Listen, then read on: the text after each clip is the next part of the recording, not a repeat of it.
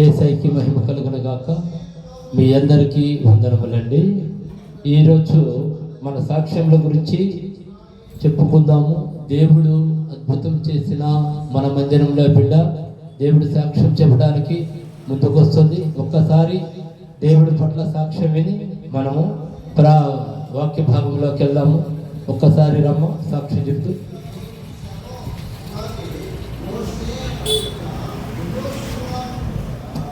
మొదటిగా దేవాదేవునికి వందనాలండి. పాస్టర్ గారికి నా వందనాలు, పాస్టర్ గారికి నా వందనాలు, కూడి వచ్చిన మీ అందరికీ నా వందనాలండి. నేను చెప్పబోయే సాక్ష్యం ఏంటంటే, మరి నాకు పోయిన నెల 14వ తారీఖు నుంచి మరి నాకు ఆరోగ్యం బాగాలేదండి. మరి కిడ్నీలో స్టోన్స్ ఉన్నాయి. దానివల్ల ఎంతగానో నొప్పి వస్తూ ఉండేది. మరి నేను పాస్టర్ గారు మరి ఏంటమ్మా అలా ఉన్న నీరసంగా నొప్పి వస్తుందని చెప్పి మావయ్య బాగా నొప్పి వస్తుంది అన్నప్పుడు మరి మావయ్య ప్రార్థన చేశారు. చేసినప్పుడు నాకు నొప్పి కొంచెం తగ్గిన తర్వాత మరలా వచ్చినప్పుడు మరలా ఎట్లా ఉందమ్మా అంటే పర్లేదు కొంచెం తగ్గింది అన్నప్పుడు మరలా ప్రార్థన చేశారు. ఆ తర్వాత మళ్ళీ నేను మా అమ్మ వాళ్ళ ఇంటికి వెళ్ళిన తర్వాత నాకు జ్వరం ఫీవర్ ఉంది, బాగా మంటల జ్వరం, అసలు ఫీవర్ కంట్రోల్ అవ్వట్లేదు.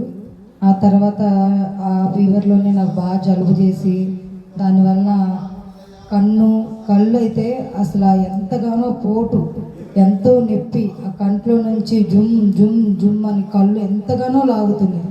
ఏంటి ప్రభు అసలు ఈ కళ్ళు ఏంటి నాయన ఇట్లా లాగేస్తుంది, ఊపిరి ఆడతలేదు, అసలు శ్వాస ఆడతలేదు, పడుకోలేకపోతున్నా, కూర్చోలేకపోతున్నా, నుంచోలేకపోతున్నాను.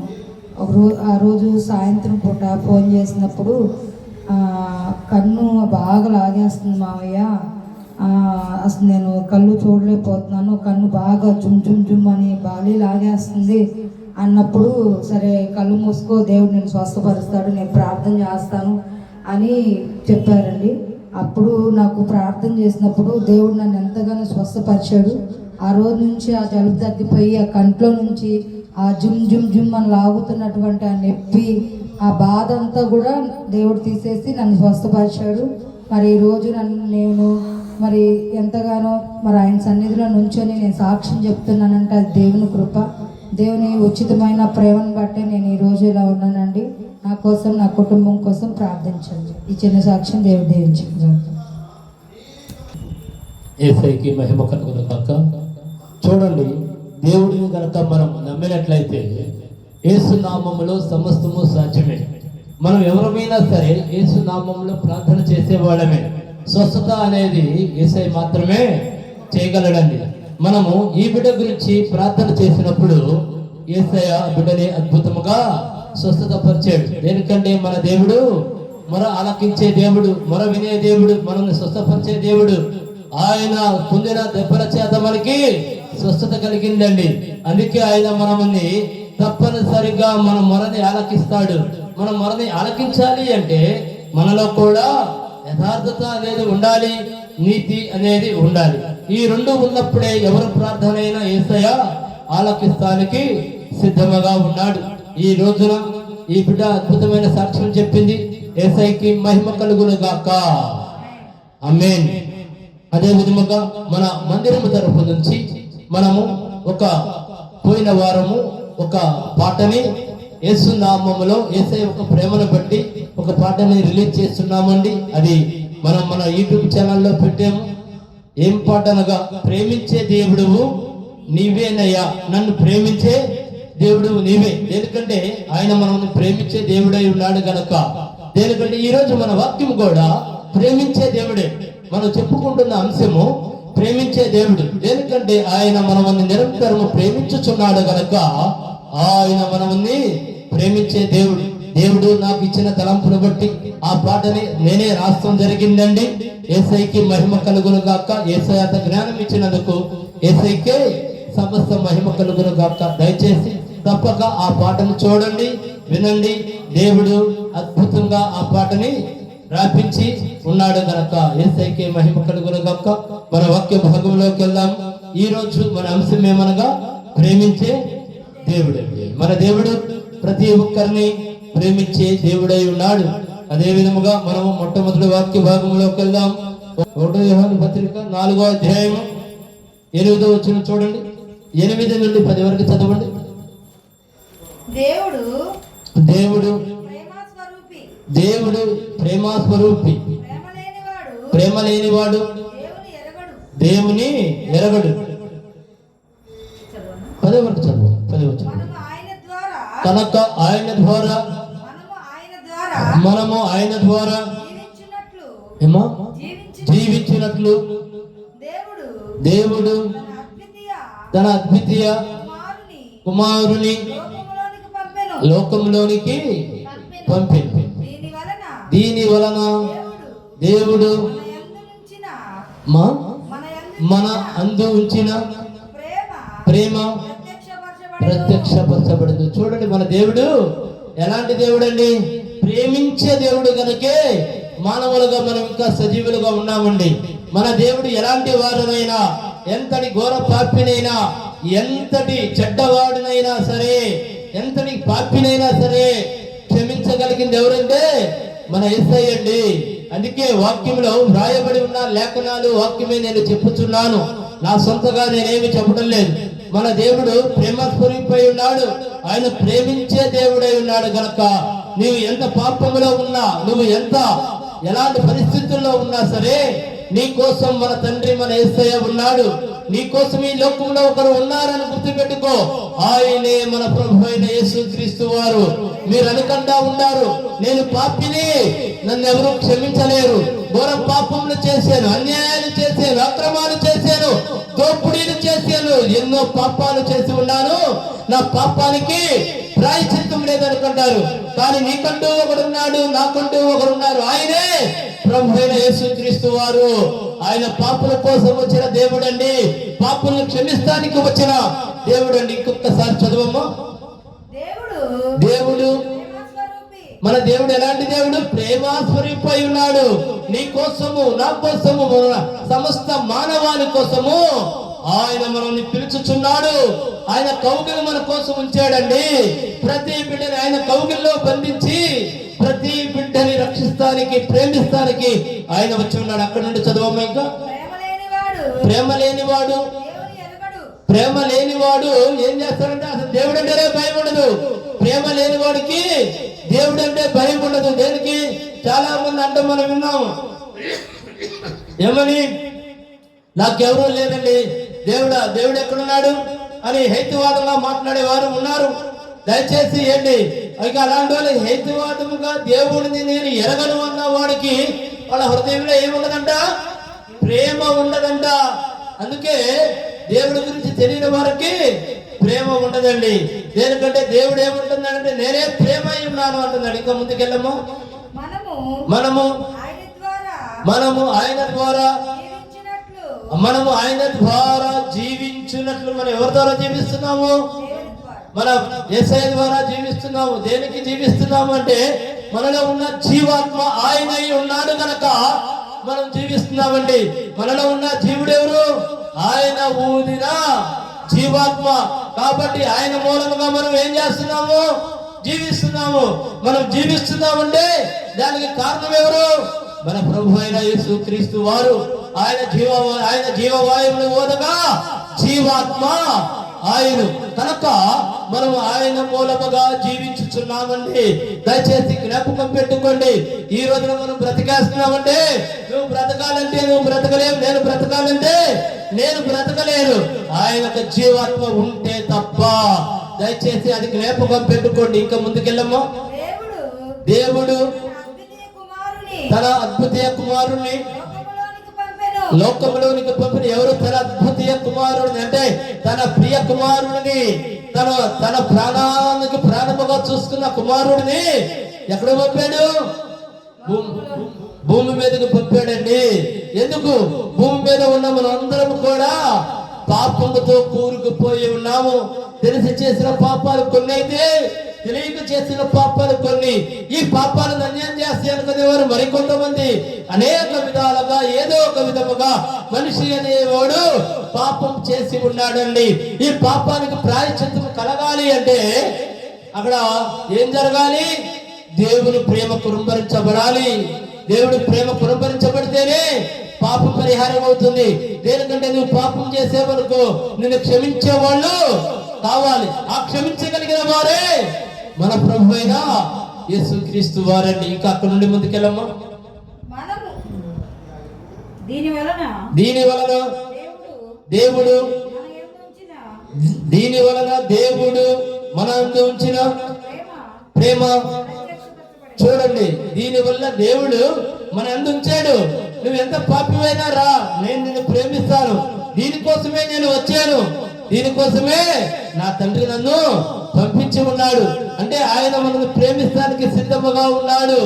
ఆయన తప్ప చాలా మంది మీరు విన్నారో వినలేదు నాకైతే తెలియదు. చాలా మంది అంటూ ఉంటారు, కన్న తల్లిదండ్రులు ఏముంటారంటే వీడు కన్న కొడుకుల్ని కన్న కూతుర్ని బాగా ఇసుకిచ్చేసారనుకోండి, ఏమంటారు తెలుసా? అసలు వాడు నాకు వద్దు, వాడు నా కడుపున పుట్టలేదు అనుకుంటాను, అసలు వాడు నాకు అవసరం లేదంటాడు. కానీ మన దేవుడైతే ఏం చేస్తాడో తెలుసా? నిన్ను ప్రేమిస్తానికి సిద్ధముగా ఉన్నాడు. నువ్వెంత పాపివైనా పర్వాలా, దేనికంటే ఆయన సర్వ సృష్టికర్త, సర్వాన్ని సృష్టించిన దేవుడు. నిన్ను సృష్టించిన దేవుడైతే నిన్ను కాదండు, నిన్ను ప్రేమించేవాడు. ఇంకా ముందుకెళ్ళమ్మా.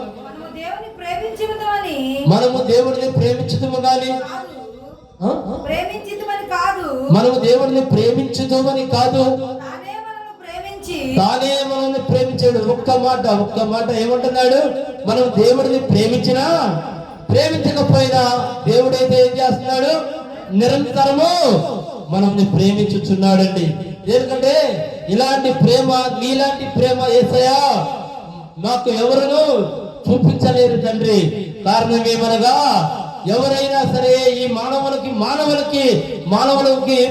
మీద ఇసుకు పుట్టొచ్చామో కానీ మానవుడు పైన దేవుడికి ఇసుకు పుట్టదు అనే ఒక మనకి ఇక్కడ తెలియజేస్తున్నాడు దేవుడు.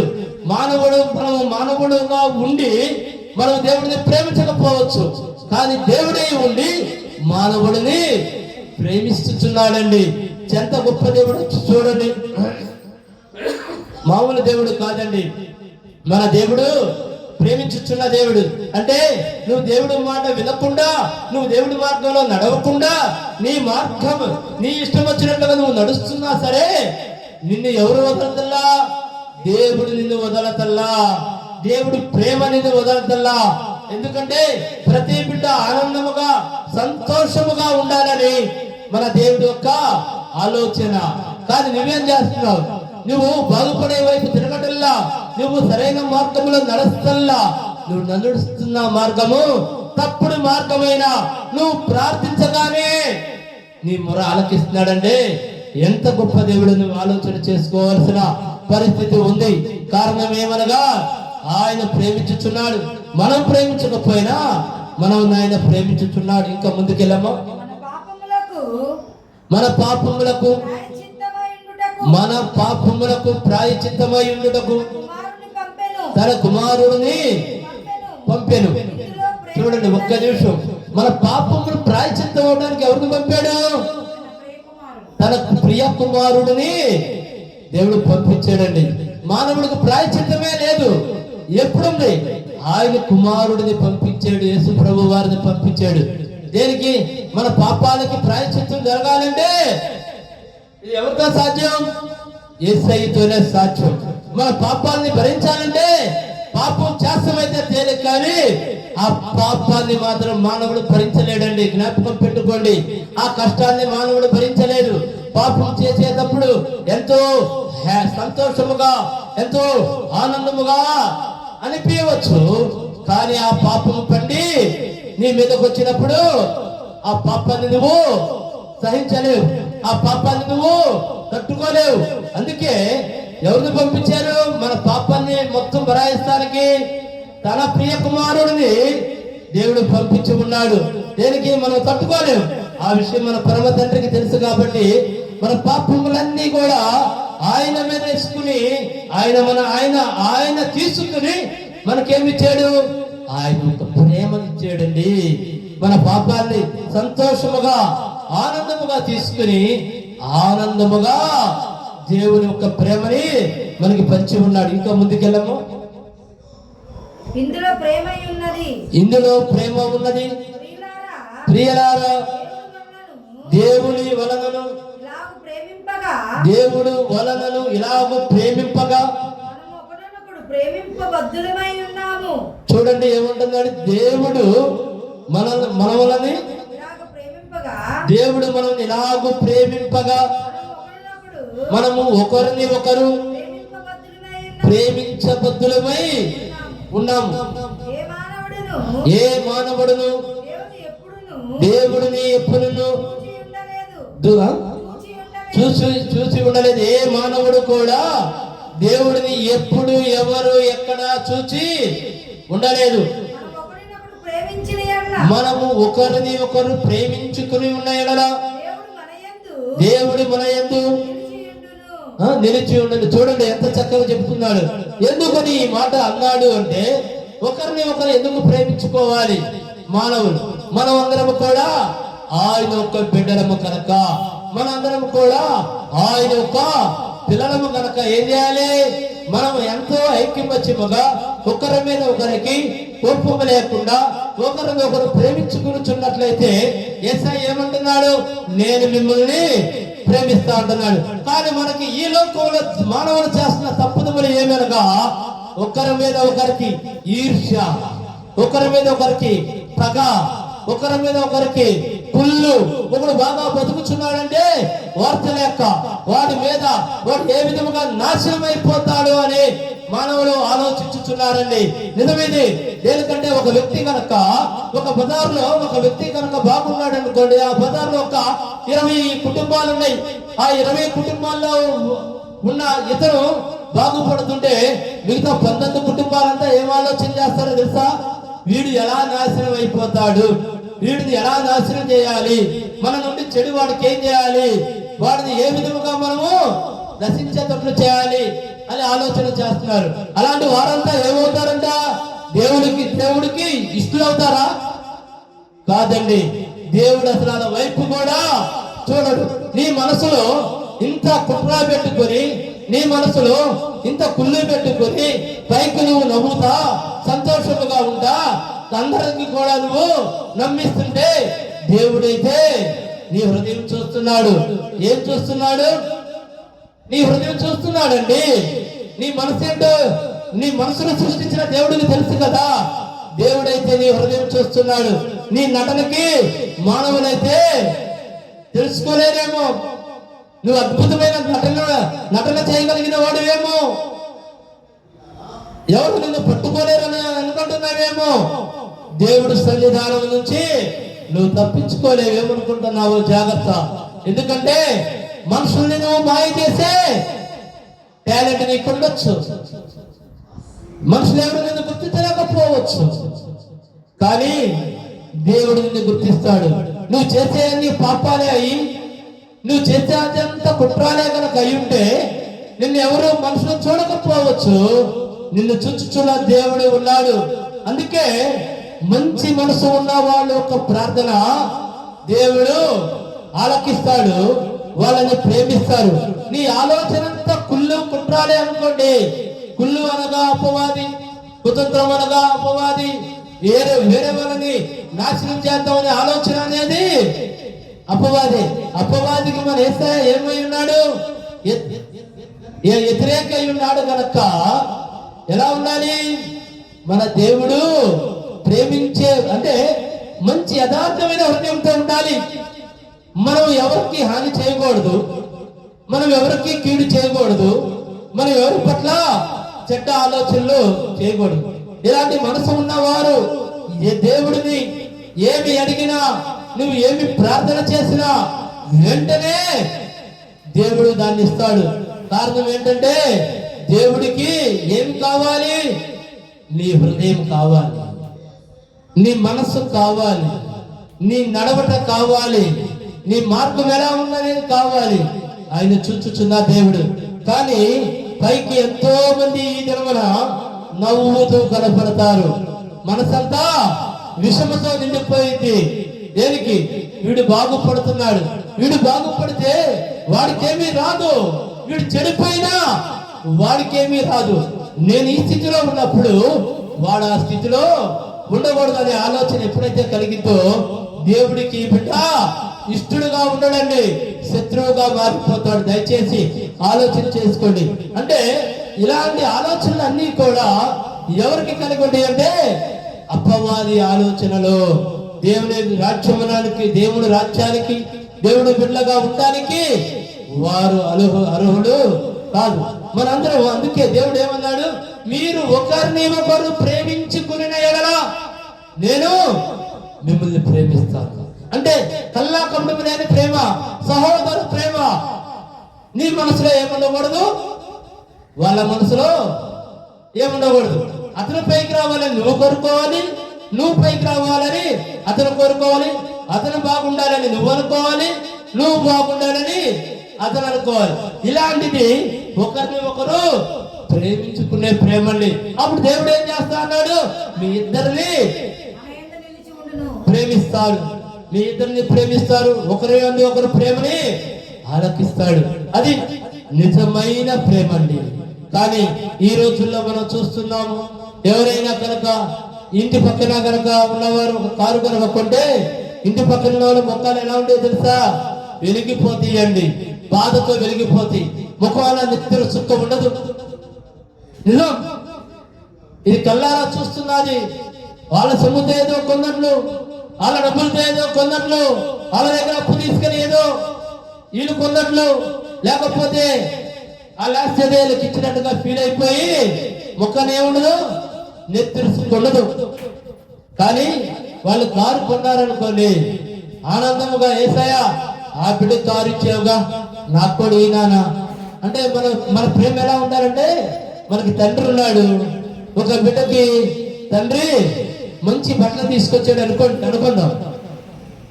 వీడేం చేయాలి, నానా నా అన్నయ్యకి తీసుకొచ్చావుగా, నాకు కూడా బట్టలు తీసుకురంటే తండ్రి ఏం చేస్తాడు, ఖచ్చితంగా వీడు కూడా తీసుకొస్తాడు.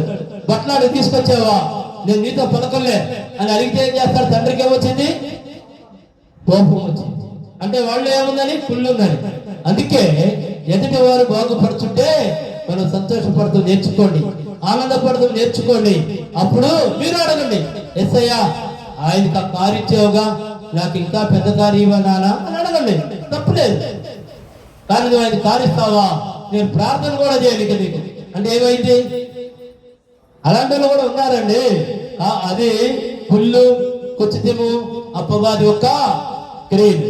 అందుకే మనం ఎప్పుడు కూడా యేసయ్య చెప్పిన మాటకి అర్థం ఇదే, మీరు ఒకరిని ఒకరు ప్రేమించుకుంటాం వలన దేవుడు మనందు నిలిచి ఉంటాడని వాగ్దానం ఇచ్చాడు. అంటే అక్కడ ఏముంటుంది, ప్రేమే ఉంటుంది.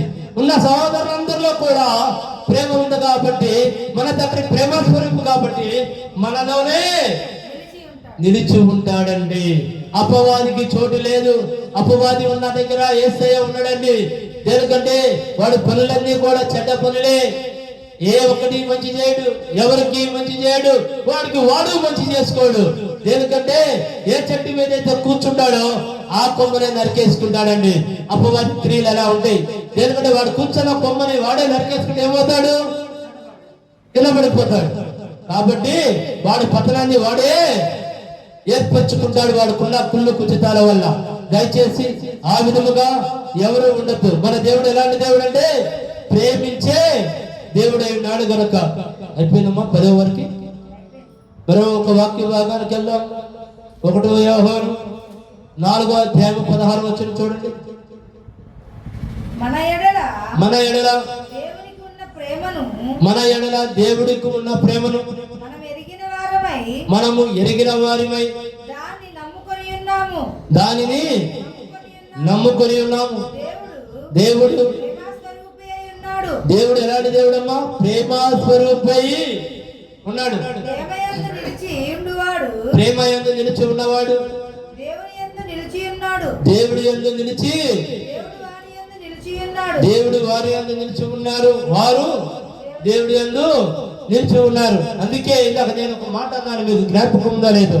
యథార్థ హృదయాలు ప్రార్థన చేస్తే ఏం జరిగింది, అద్భుతాలు జరుగుతాయి, స్వస్థతలు జరుగుతాయి. కారణం ఏమనగా అతనిలో నీతి ఉంది.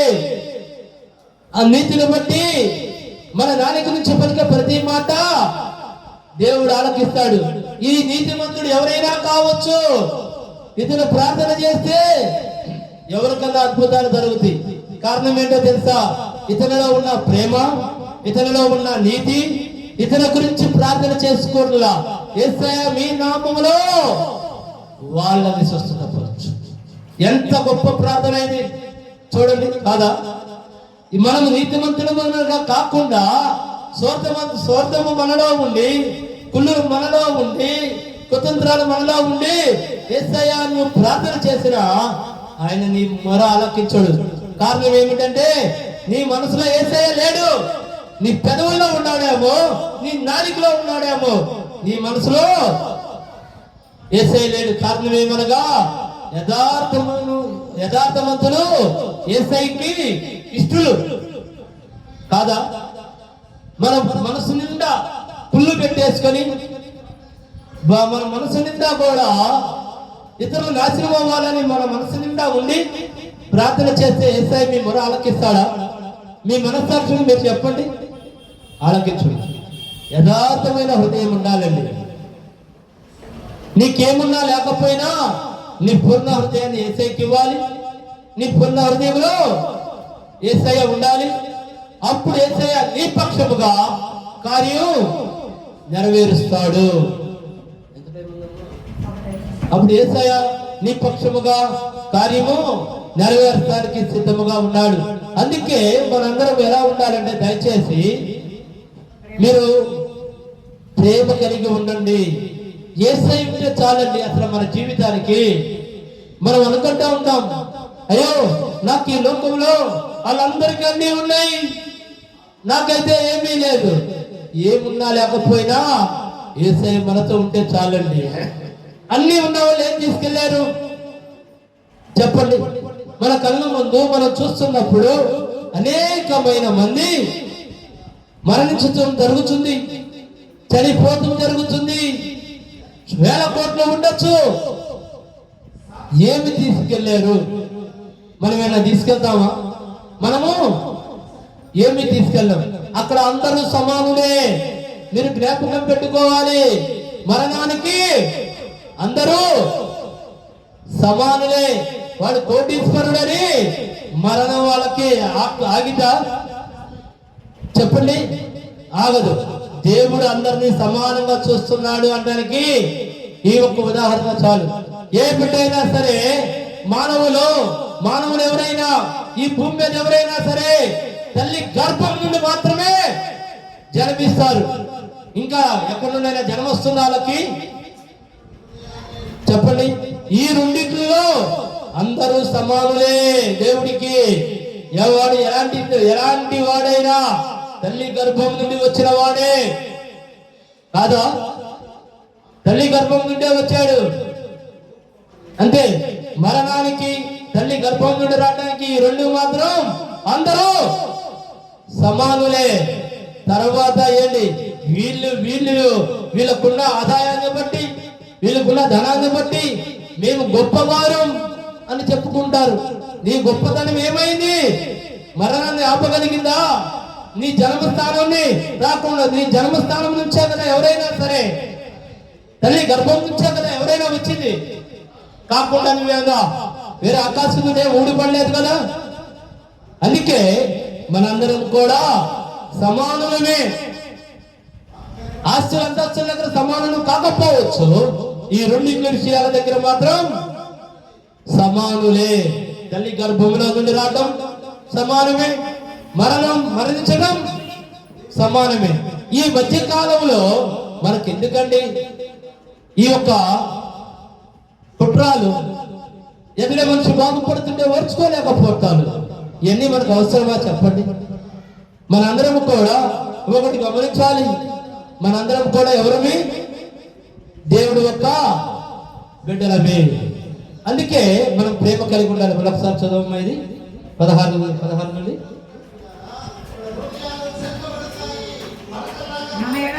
మన ఎడల దేవుడికి ఉన్న ప్రేమను చూడండి. ఏమంటున్నాడు? మన ఎడల దేవుడికి ఉన్న ప్రేమని మనము ఎరిగిన వారిమై దానిని నమ్ముకుని ఉండాలండి. దేనికంటే మనం దేన్ని నమ్ముకొని ఉండాలి? ఆస్తులను చూసి కాదు, అంతస్తులను చూసి కాదు, మరి ఇంకా దేనినైతే చూసి కాదు, దేవుని ప్రేమని నమ్ముకొని ఎరిగి ఉన్నవారిపై ఉండాలని దేవుడి వాక్యం మనతో మాట్లాడుతుంది. అంతకన్నా ఇంకేం కావాలండి? దేవుడు మనతో ఉంటే ఇంక అంతకన్నా ఆనందం ఉందా? అంతకన్నా సంతోషం ఉందా? దేవుడి వాక్యం మనతో ఉండాలి. యేసయ్య మనకి తోడుగా ఉంటే ఇంకేముంది? మనకి అంతకు మించిన మహాభాగ్యం ఇంకేమీ లేదు. ఇంకా ముందుకెళ్ళమ్మా. దేవుడు ప్రేమ స్వరూపై ఉన్నాడు. దేవుడు ఎలా ఉన్నాడు? ప్రేమ స్వరూపి అయి ఉన్నాడు. మన దేవుడు ఎలాంటి దేవుడు? ప్రతి ఒక్కరిని ప్రేమించే దేవుడు. ప్రతి ఒక్కరిని ప్రేమించాలి అనగా మనలో ఏముండవో, ఏమి లేకపోతే మనల్ని ప్రేమిస్తాడని జ్ఞాపకం పెట్టుకోండి దయచేసి. మనలో ఏముండకూడదంట? కుళ్ళు, కుచితాలు, ఒకరి మీద ఒకరికి ద్వేషాలు, ఒకరి మీద ఒకరికి పగలు, ఇవన్నీ మనలో లేకపోతే దేవుడు ప్రేమ స్వరూపి. నువ్వు దేవుడి బిడ్డకి, దేవుడి రాజ్యానికి, దేవుడి బిడ్డగా వారసుడు అవ్వాలని ఉందా లేదా? చెప్పండి. ఆయన బిడ్డగా మనం వారసులు అవ్వాలి అంటే మనలో ఏముండకూడదు? చెప్పండి. ఎవరి పట్ల అసూయ ఉండకూడదు, దేశం ఉండకూడదు, దేనికంటే కుళ్ళు ఉండకూడదు, కుతంత్రాలు ఉండకూడదు. ప్రేమ ఉండాలండి. ఒకరి పట్ల ఒకరికి, దేవుడి వాక్యం అంతా చెప్పింది ఒకరికి, ఒకరి పట్ల ఒకరు మీరు ప్రేమించుకున్నారా నేను మీతో